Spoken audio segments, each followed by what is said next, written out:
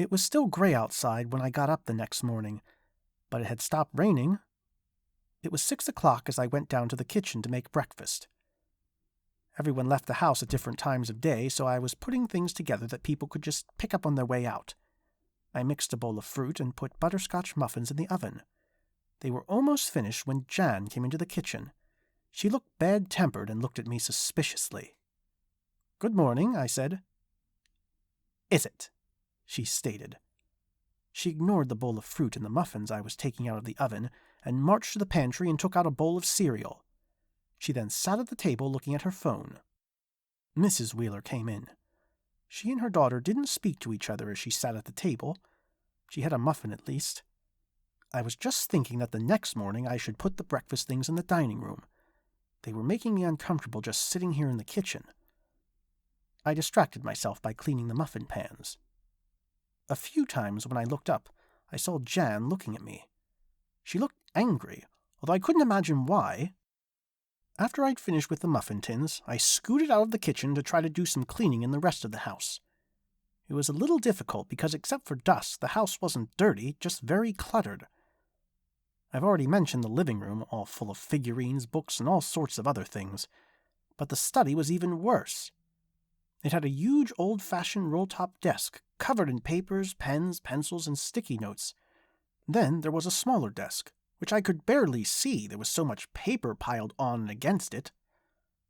Then all over the floor were stacks of books, spiral notebooks, and boxes full of more papers. After standing there just looking at the absolute mess, I decided I wasn't even going to try to do anything much in there. I half-heartedly made a sweep with the feather duster and then brought the sweeper. The floor was so cluttered, though, that I really wasn't able to vacuum, at least properly.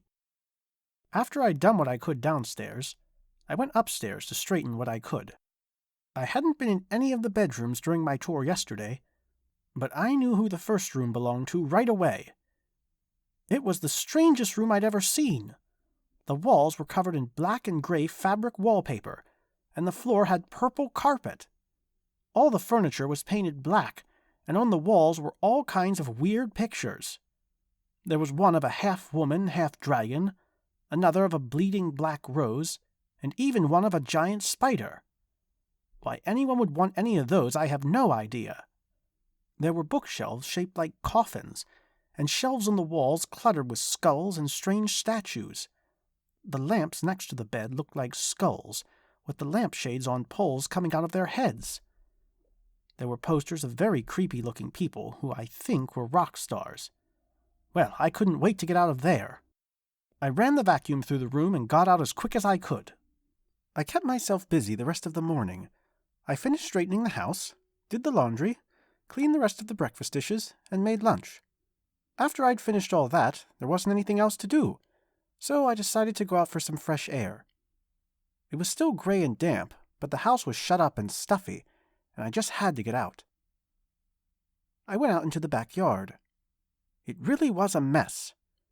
In one spot, it looked like there had once been a vegetable garden, but now it was all overgrown. In fact, the whole yard was.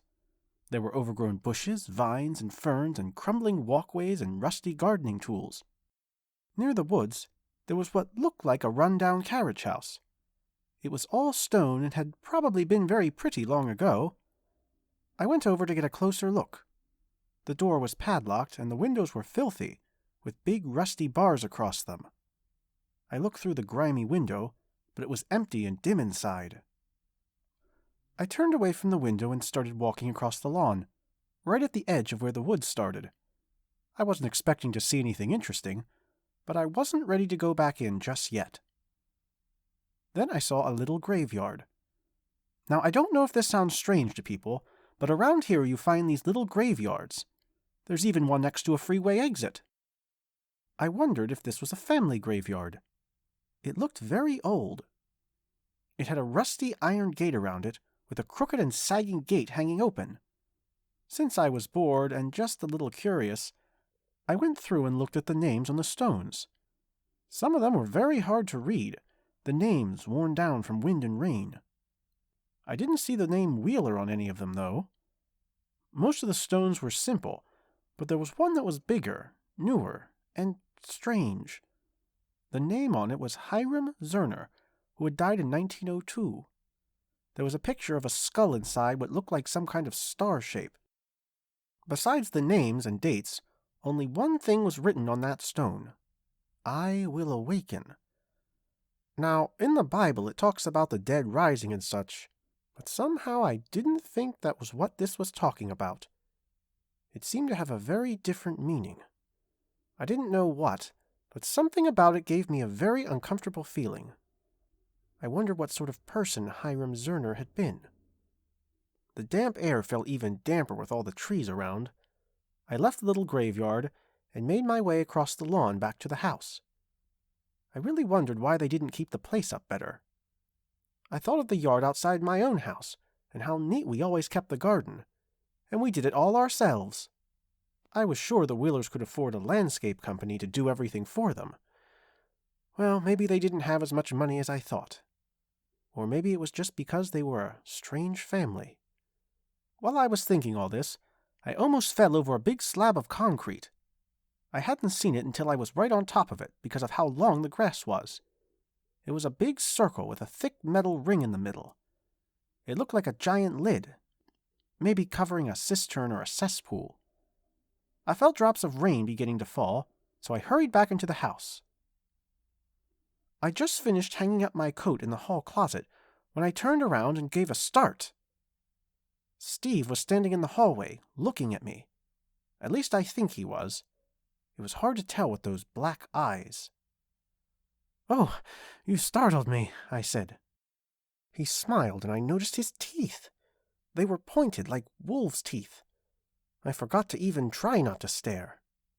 "I do that, startle people," he said. I hoped he'd stop smiling. He looked nightmarish. "Well, I have to go," I said, turning towards the stairs. He laughed, a very strange laugh, like a deep giggle. I was regretting my decision to come here more every minute. I stayed in my room for a while trying to read. I couldn't keep focused. I felt unsettled and anxious. I called my sister later that afternoon.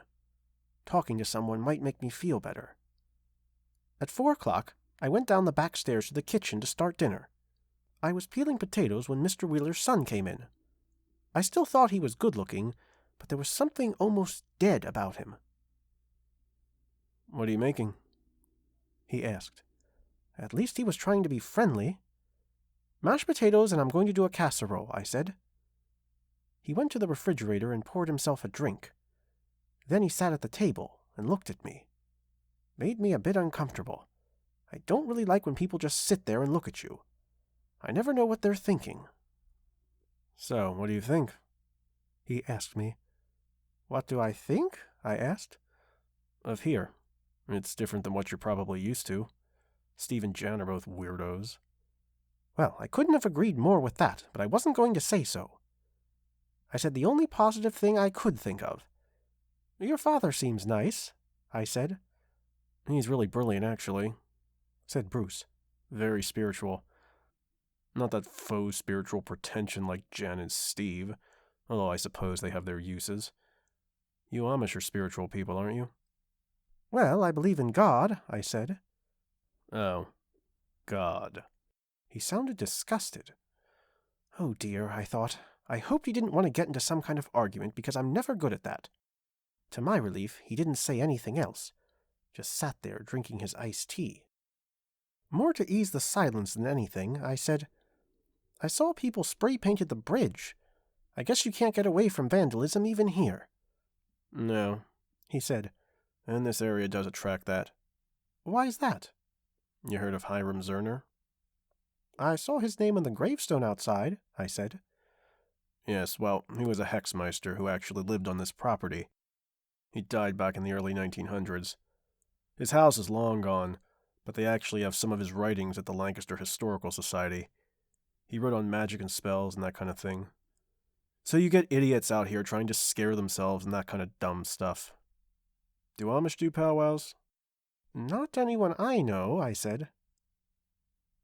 I finished the potatoes and put them in boiling water. Bruce finished his drink and got up from the table. "Well, I'll leave you to it. he said, then strode out. I was left in peace to finish cooking. I won't go into dinner because it was much the same as before. I put things on the table and then went to the kitchen where I had my own meal. My sister called me after dinner. I had left a message on her machine in between putting things in the oven. That's the trouble with having to have the phone in a little booth outside your house. You almost never are around when a call comes through. "How are you, Sylvia?" I heard her ask. "Glad to hear your voice," I said.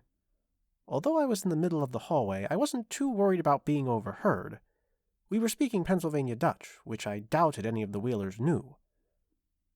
"How is it?" she asked. Although I was fairly sure nobody could understand me, I still glanced around before answering. "I'm not liking it much," I said. "They're kind of strange." I told her a little bit, which felt good to get it off my chest. After I'd finished, my sister paused. "You don't have to stay," she said. "Well, it's not that bad," I said. "Besides, it's only a month, and I don't want to just leave, especially when we could use the money." Emma said she didn't care about the money if I was uncomfortable. I didn't stay on the phone too long. One reason was because I noticed Mrs. Wheeler watching me from the shadows at the other end of the hallway. I thought she might have wanted to use the phone, but when I put it down, she turned and disappeared around the corner.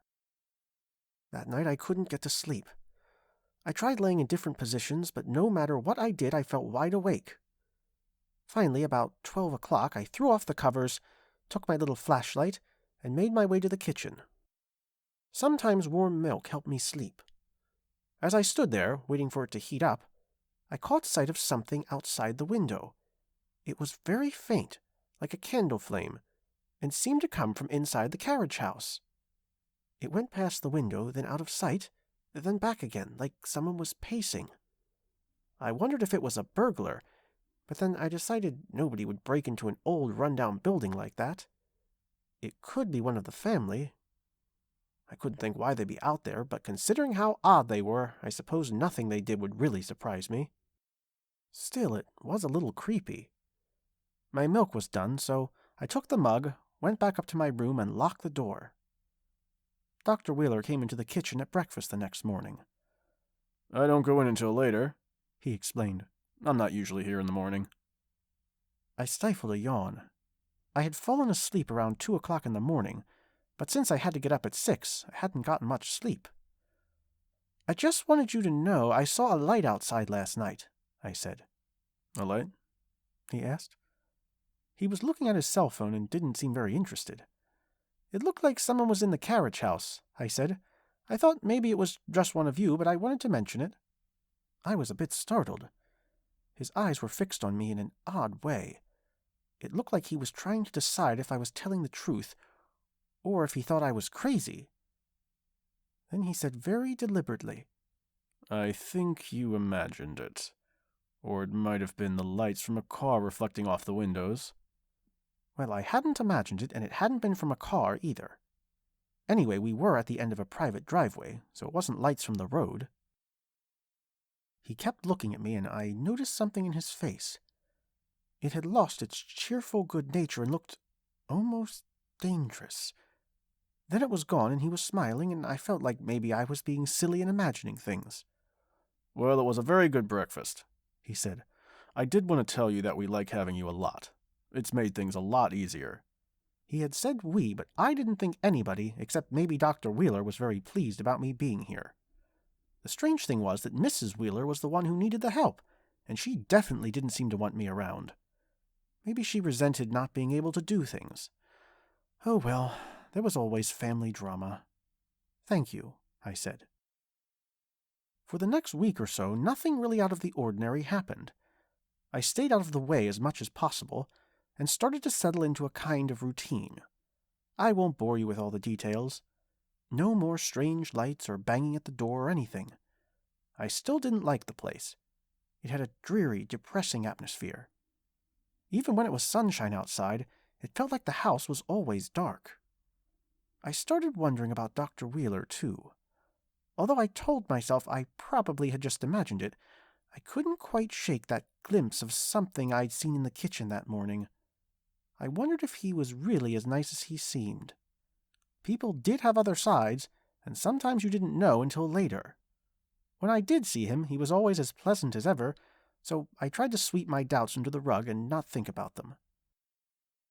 There was one thing I was looking forward to. This weekend was church week. Ken would pick me up early in the morning, and I'd be able to get away and spend a whole glorious day with my friends and family. I'd been away less than 2 weeks, but it felt like forever. It was that Friday afternoon that I had an unpleasant and strange encounter. I was unplugging the vacuum after finishing the living room when I heard a voice behind me. "Just who do you think you are?" I jumped and spun around. It was Jan. She stood in the doorway, looking furious. I was completely taken aback and stared at her. "Pardon?" I said. "You think you're better than me? You don't know who you're dealing with." "I don't know what you're talking about," I said, genuinely confused. "Don't you?" she snarled. "Don't play the naive innocent, and you won't get him either." I stood there, vacuum cord still in hand, dumbfounded. What on earth was she going on about? "Don't pretend you don't know," she said. "Steve's mine. I've seen you watching him. He doesn't want a little priss like you." I couldn't believe it. Any looking I did at Steve, and I tried not to, was definitely not the sappy-eyed kind. I think my mouth actually dropped open. I don't know where you're getting these ideas, but they're not true at all," I said. I had half a mind to tell her I wouldn't court Steve if you gave me all the money in the world, but I thought that would probably just make it worse. She got right up in my face then. "Just stay away. And if you see any other lights outside or anything else, I'd suggest not saying anything about them." Then she turned and stormed out of the room. My mind was going in different directions at once. I was upset that she'd been so nasty, and also about her crazy idea that I actually liked that Steve. And why didn't she want me to say anything about the light? Had she been the one out there? What was she doing? As I got into bed that night, it crossed my mind again about leaving early. I hadn't liked it before, and this outburst from Jan made me feel especially unwelcome. But there were only 2 weeks left, and we really did need that new buggy. Still... While I was tossing and turning in bed, thinking about this, I heard something above my head. It sounded almost like a box being pushed over the floorboards. At first I thought it was someone in the attic just moving something around, but then I heard something else. Someone, a woman, was crying in muffled sobs. I listened for a little, trying to figure out if it was Mrs. Wheeler or Jan. It was impossible to tell. I thought they'd stop, but the sobbing didn't stop. It just kept on going. I lay there deciding what to do. If I went to go see, I didn't know what kind of welcome I'd get. If it were Jan, I didn't want to get into a confrontation again. On the other hand, I think if I were crying away from everyone in the attic, I'd be glad that someone came to see me. And maybe she'd decide I wasn't so bad after all. I got out of bed and crept out of my room to the attic door. I stood at the door and slowly turned the handle so it wouldn't squeak. I didn't want anyone thinking I was creeping around the house. I'd expected to see the light on when I opened the door. Instead, the stairway was completely dark. Whoever was up there might have a flashlight. I didn't want to turn on the light switch and startle them, so I kept my own little flashlight on and started up the stairs. I could still hear the sobbing. When I got to the top of the stairs, there was no light to be seen. Whoever was crying was sitting in the dark. I could still hear them, but I couldn't tell where it was coming from. "Hello," I said softly. "Is someone up here?" The crying stopped. "Hello?" I said again. Dead silence. Well, I wasn't going to play this game. If they didn't want to talk to anybody, I wasn't going to stand in a dark attic talking to a person I couldn't see. I was just turning to go back downstairs when I heard something that sent chills all through me. I couldn't tell where it came from, only what it said. It was a terrified whisper. "Help me." I stood there frozen. Then I stumbled down the stairs, grabbed the light switch on the wall, and switched it on. The light almost blinded me as I went back up the stairs and looked into the attic. I was almost afraid I'd see someone dying on the floor covered in blood. But no one was there. It was just a big attic, full of boxes, furniture, and junk. "Where are you?" I asked. It was completely still. "Is someone up here?" I said. Someone must be playing a trick on me. Was someone going to jump out and try to startle me? I didn't think it was funny. I'd already been stupid enough to play along this far. Then someone grabbed my arm from behind. I've heard the expression, "I felt my blood freeze." Well, I know what that feels like, because my blood froze then. My heart jumped and I gasped and spun around. Dr. Wheeler was standing there, and he looked angry. "What are you doing up here?" he asked. With the initial shock wearing off, I felt almost like I was going to fall over. I heard someone crying, so I came up to look," I said. "Heard someone crying? Who?" I don't know. It was a woman. I thought it might be Jan or Mrs. Wheeler, but there was no one up here." "You must have been imagining it," he said. He didn't look as angry now, but there was something underneath that I didn't like. It was like what I'd seen in the kitchen that day. "I thought maybe someone was playing a joke to be funny," I said. "Nobody's up here," he said. "The house makes strange noises sometimes." I knew it hadn't been the house making strange noises, and I hadn't imagined it either. But I felt I shouldn't argue or say anything else. I just nodded my head. The anger had gone out of Dr. Wheeler's face, and he tried to look pleasant. Still, he couldn't quite hide whatever it was that had shown out before. "I would prefer if you stayed out of certain places," he said. "I don't want you getting hurt." I don't know how he thought I'd get hurt in an attic. I don't think he actually did think that. But he didn't want me up there, that was for sure. Again, I nodded my head. "I'm sorry I woke you," I said. "Good night." "Good night," he said. As I went back to my room, I heard him come down from the attic. I heard a key turn in the lock.